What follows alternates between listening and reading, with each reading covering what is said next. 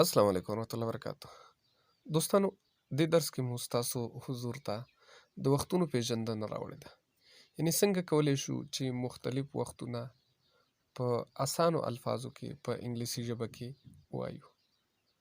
نو اسانه خبره ده کله چې موږ سره پوره بجې وي لکه شپږ بجې، اووه بجې، اته بجې، نهه بجې، نو موږ باید دې سره او کلاک وایو صرف لکه 5 او کلاک 5 بجې، 6 او کلاک شپږ بجې، 7 او کلاک اووه بجې، 8 او کلاک اته بجې. اوس د دغې نه وروستو که چیرته 15 منټه د پاسه وي تاسو دلته کتلی شئ لکه مثال 15 منټه د پاسه 10 بجې وي نو موږ به وایو it is 5 minutes past 10.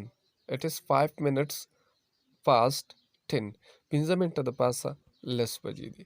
یا داسې هم آسان ویلی شو it is 5 past 10. او د دې نه علاوه دا هم ویلی شو it is 5 after 10.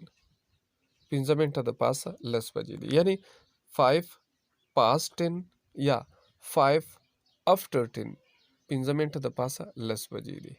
که وایو 10 منټه د پاسه 10 دي it is 10 minutes past 10. 10 منټه د پاسه 10 دي. که وایو پاو باندې 10 دي نو پاو ته کوارټر ویلی شي نو وایو به it is quarter past 10. پاو باندې 10 دي. که شل باندې 10 وي نو موږ به وایو it is 20 minutes past 10.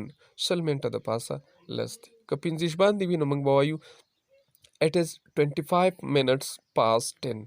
15 منټه د پاسه 10 بجې دي. او که دغه رنګې چې دی مثال 10 نیمې وي نو موږ به وایو it is half past 10. یعنی 10 منټه د پاسه یعنی 10 نیمې بجې دي. او که چیرته موږ وایو چې کم نو بیا به موږ 2 وایو. د پاسه دپاره به موږ past وایو او چې کله موږ وایو دونه کم دي نو موږ به 2 وایو. مثال 15 منټه کم دي نو موږ به وایو it is 25 minutes to 10. 15 منټه کم 10 بجې دي. او که شل منټه کم 10 وي نو موږ به وایو it is 20 minutes to 10. شل منټه کم 10 دي. پاو کم 10 دي it is quarter to 10. پاو کم 10 دي. 10 منټه کم 10 دي it is 10 minutes to 10. 10 منټه کم 10 دي. 15 منټه کم 10 دي it is 5 minutes to 10. 15 منټه کم 10 بجې دي. امید دی چې تاسو په دې باندې ښه پوه شوي. بیا هم که تاسو هر قسمه سوال وي تاسو په کمنټ سیکشن کې پوښتلی شئ. والسلام علیکم ورحمة الله وبرکاتہ.